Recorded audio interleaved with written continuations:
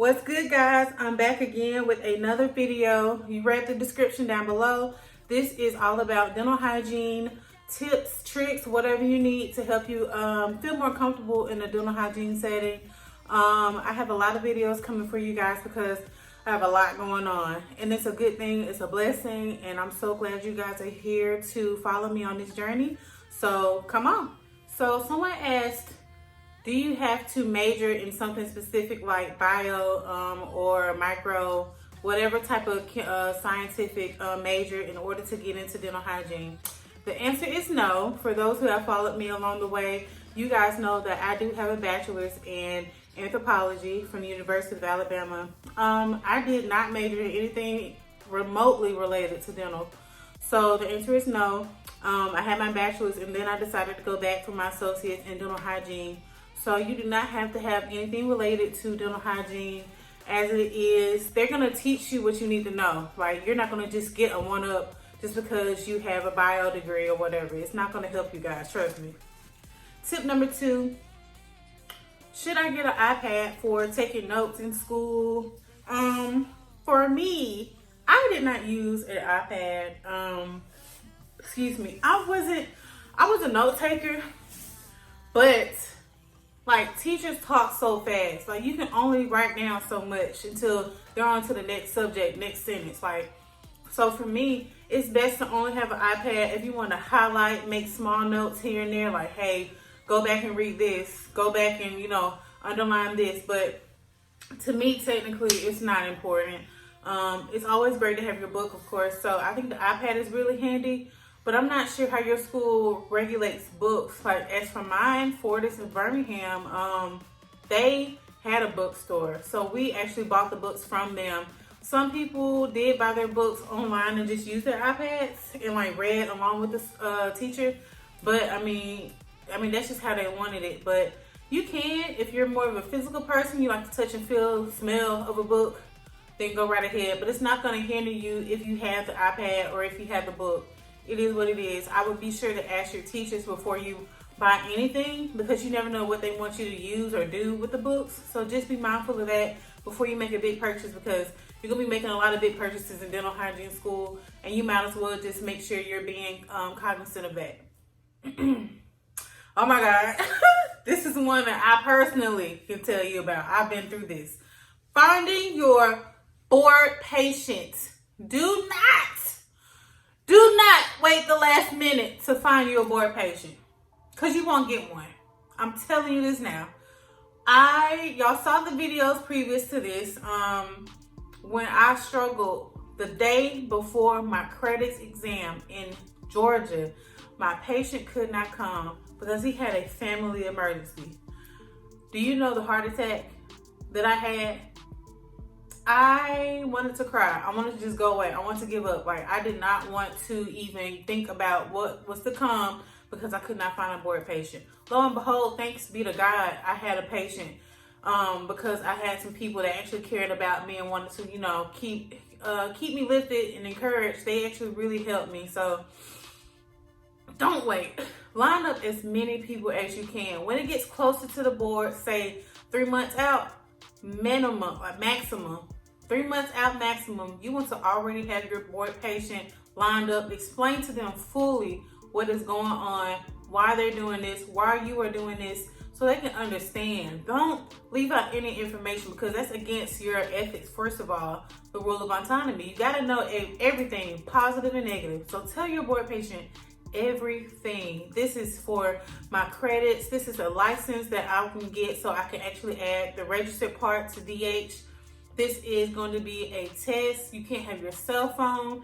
This is going to be a section where we're just going to clean a part of your teeth. So if you want to have them come in, say the week before, get the rest of their teeth clean and just leave that. If you have enough calculus on this side. If not, leave the calculus there. Do not clean their teeth.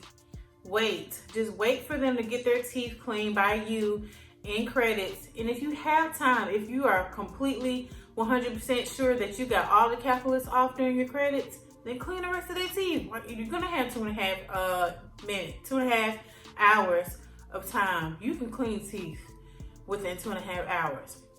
So while you're sitting there and you got all your paperwork done, just clean the rest of their teeth. But be mindful, please have a backup patient for your patient and have a backup for that backup. It's worth having people there because you never know. And you might be a blessing to someone, because I almost had to give my board patient away to someone whose patient did not pass and they didn't have a backup patient. So just try to be mindful of that. See what type of incentives that your boards, that your school will allow you to give your patient. Maybe you can give them a free cleaning for a year, free dental care, instruments, tools, that sort of thing. Give them something that they actually want to use. Clearly, if they're a board patient, they probably need, some extra toothpaste here and there, some Listerine. Like, try to convince them, like, hey, this is benefiting both me and you, buddy, okay?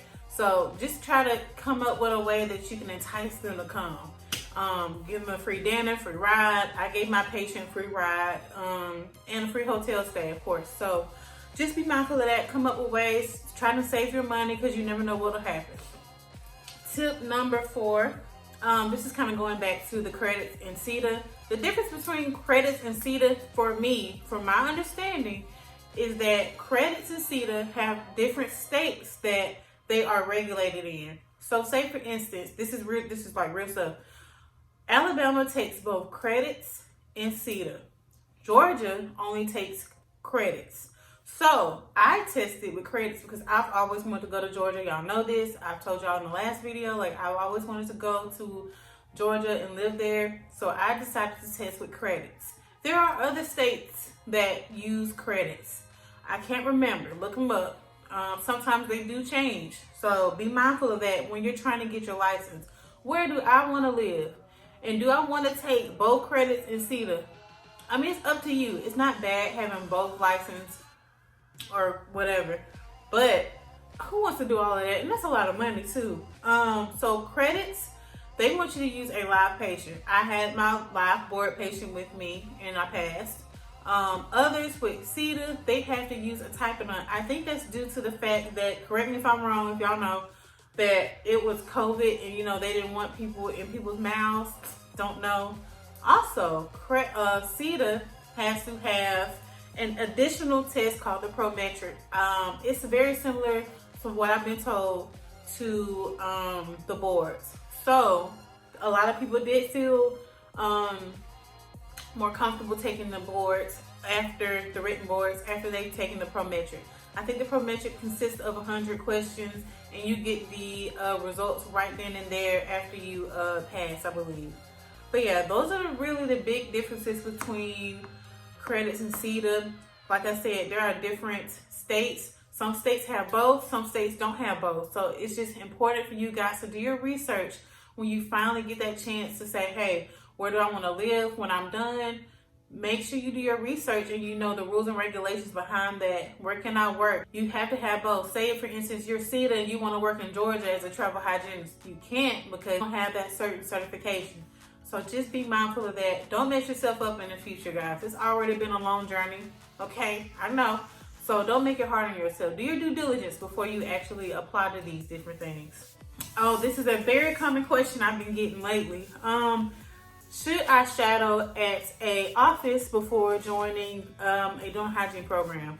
I would say yes. The reason why I didn't, because I've had braces for 8 years. I know about dental stuff. Like, I know about the dental life. I always regularly went to my regular cleanings. So I was always curious. I was always looking around. So I kind of knew like what I was getting into. Like, I enjoy that. So I would say yes. I would say yes, especially if you don't know a lot about dental and about dental hygiene, dental school. It's important to see what you're getting into. There's so many different levels, variations of dental practice. You got your ortho, surgical, perio, regular. You have all kind of things that encompasses the dental world. So I would say yes, because you might want to specify. Maybe I want to work in a perio clinic, or maybe I just wanted to do general. Maybe I want to work with pediatrics. It's so many different things, and I would say yes. Go for it.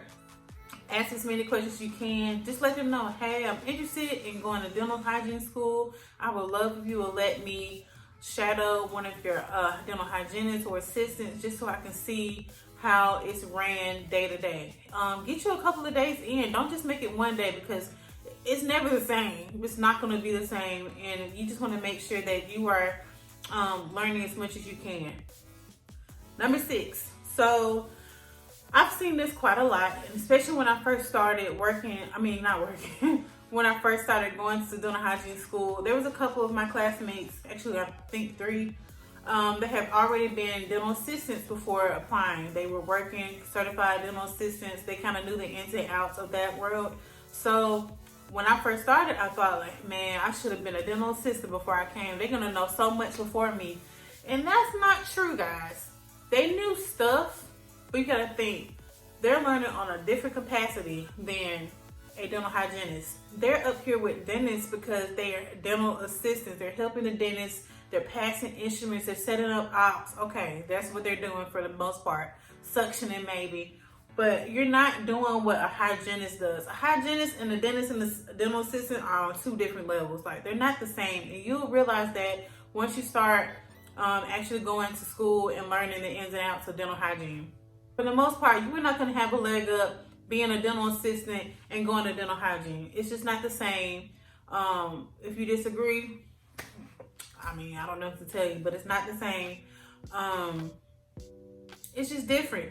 So don't worry, guys. For those who don't have a dental assistant certification, do not worry. It's not going to affect you at all. You're going to learn what you need to learn in dental hygiene school. I promise you, you're going to get that job. Don't worry about whether or not you're going to get in because you don't have any history of the dental field. It's okay. I promise. So for those who do have an assisting, certification, that's great. I'm sure you can use some of that stuff to, when you're setting up your op and when you are handing instruments to the dentist to do his DMD exam. I'm sure that'll make things flow much easier. But for the most part, as far as knowledge of cleaning and prophies and perio and gingivitis and all that other stuff, it's not really gonna, matter. So keep that in mind when you're applying. Number 7, someone would like to know, is there a specific age to be accepted into the dental hygiene program? The answer is no, because we have had recently like a lady who is 40 plus years old into the dental field. She just started this year in dental hygiene with her prereqs, guys. Prereqs. That means you're not even in the clinic yet. So keep that in mind. It's not a matter of will I, it's a matter of can I, because you got to think longevity when it comes to the dental hygienist. Our hands are very important. Once women specifically get past a certain age, the calcium, the osteoporosis, the arthritis starts setting in. And this is how we make our money, y'all. So keep that in mind. It's just, I'm going to say, chase your dreams no matter what, first of all. But yes, some things will, affect you. Age just happens to affect women a lot. But you will, of course, have to have a physical done. So they're going to check all of that, whether or not you get in. You're gonna have to turn in a physical form before you get accepted or not. That is something. But for the most part, you can come straight out of high school and get accepted to the dental program. It's an associate's degree. You're good. I've seen 18-year-olds in the dental hygiene program accepted. I've seen 40-plus-year-olds in the dental hygiene accepted. I've also had mothers working full-time, had people working full-time. I've seen people move across state to get into for this program. So there's different ways that you can get in. This is kind of off topic, but there's so many factors that affects people. So don't let that stop you. If there's a will, there's a way. Apply to multiple places, guys. Apply to multiple places. Don't just apply to one, because the waiting list now for dental hygiene is over the top. It's ridiculous. And I thank God that I got in what I did. It's a lot. So don't be discouraged if you feel like your community college isn't going to allow you in. Apply to the state next to you, above you, beneath you. Give yourself options. If you need to move, you need to move. It's only going to be for a little while. And you're always going to be the same age whether or not you graduate school or you just decided not to go in. So keep that in mind when you're doing this. Don't be fearful, okay? All right. Number 8, is there a certain GPA? Of course, you want to have like A's and B's when you apply. Some people get C's. Some people, you know, might struggle a little bit in their prereqs and their undergrad. You might.